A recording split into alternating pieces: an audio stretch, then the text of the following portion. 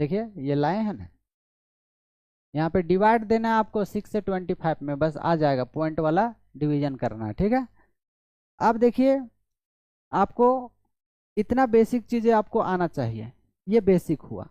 इतना आपको डेसिमल में भी याद होना चाहिए और फ्रैक्शन में भी कैसे आता है वो भी ध्यान रखना। लाने के लिए हर कोई ले आएगा, लेकिन याद होना जरूरी है। याद रहेगा तो आप जल्दी जल्दी अटेम्प्ट कर पाएंगे, क्वेश्चन में सेकंड में आप बना पाएंगे, नहीं तो फिर आप फंस सकते हैं। और सेकंड एग्जाम के दृष्टिकोण से एक एक सेकंड जो है बहुत ही ज़्यादा इम्पोर्टेंट होता है। चलिए नेक्स्ट चलते हैं। देखिए यहाँ पे हम बोले कि बताइए 1/4 कितना होता है, तो 1/4 सब कोई बोलेगा उछल के कि हाँ 25% होता है।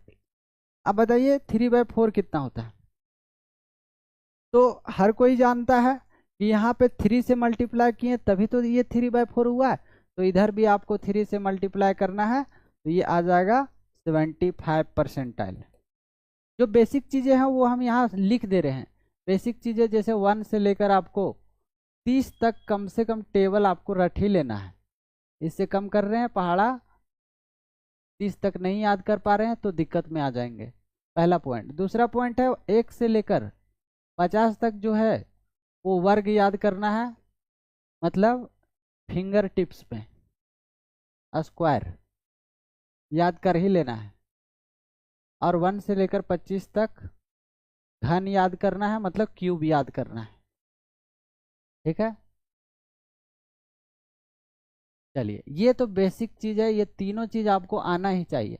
और डेसिमल का जो है आपको डर हटाना है। डेसिमल का डर हटाने का मतलब है कि डेसिमल से आपको डरना नहीं है कि यदि आपको 11 से डिवाइड करने दे दिए 6 में तो आप सोच रहे हैं, ऐसा नहीं सोचना है।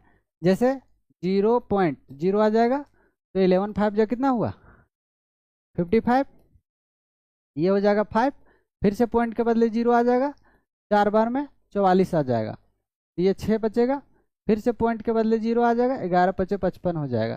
तो इस तरीके से आपको आना ही चाहिए, आना चाहिए। अगर नहीं कर पा रहे हैं तो दिक्कत है। अब बताइए हम बोले कि यहाँ पे बताइए 1/3 जो होता है वो 33 इंटीजर 1/3% होता है, और इसी को हम बोलेंगे, इसी को बोलेंगे हम 33.33% हो गया। ठीक है, अगर हम बोले कि 2/3 बताइए, क्या बोले 2/3 बताइए, तो यहाँ 2 से मल्टीप्लाई किए तो इधर भी आपको 2 से मल्टीप्लाई करना होगा। अगर 2 से मल्टीप्लाई करेंगे तो क्या हो जाएगा 33